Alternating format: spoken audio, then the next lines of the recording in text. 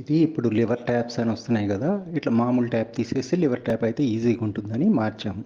మార్చడానికి పైన ట్యాంక్ దగ్గర వాల్వ్ కట్టేయాల్సి వచ్చింది. తర్వాత వాల్వ్ ఓపెన్ చేశాక అంత బ్లాక్ వాటర్ వచ్చింది.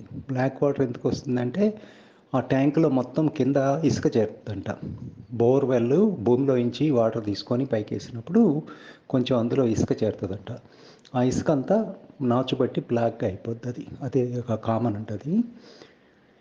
అది ఒకసారి వాల్వ్ ఆఫ్ చేసి ఓపెన్ చేయగానే ఆ ఫోర్స్బుల్గా వాటరు వెళ్ళిపోతూ ఉంటుంది కాబట్టి మొత్తం అదంతా కదిలి ముందు కాసేపు బ్లాక్గా వచ్చింది వాటర్.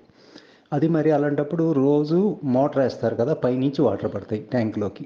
అప్పుడు అదంతా కదలదా అంటే ఆ పడే చోట వరకు ఆ ఇసుక ఉండదంట, పక్కకి వెళ్ళిపోయి అతుక్కుపోద్దంట చుట్టూతా.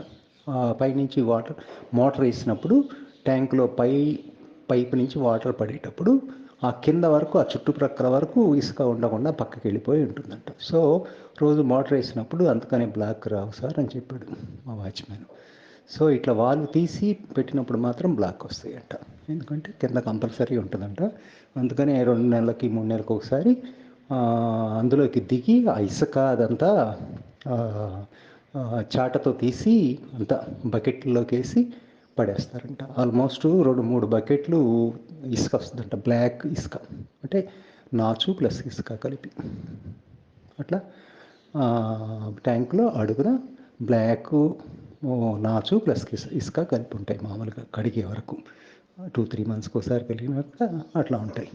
ఆ ఇసుక అంతా ఎక్కడి నుంచి వస్తుందంటే బోర్ నుంచి వాటరు సబ్మర్సిబుల్ పంప్ అయితేనే అట్లా ఇసుక వస్తుందంట. పైన మోటార్ ఉండేదైతేనేమో అది వాటర్ని భూమిలో నుంచి బాగా లాగలేదంట, దానికైతే ఇసుక రాదంట.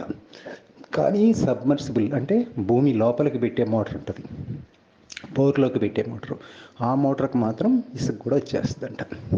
ఆ ఇసుక రాకుండా ఏదైనా ఫిల్టర్ పెట్టుకుంటే పెట్టుకోవచ్చు పైన. అది ఓకే.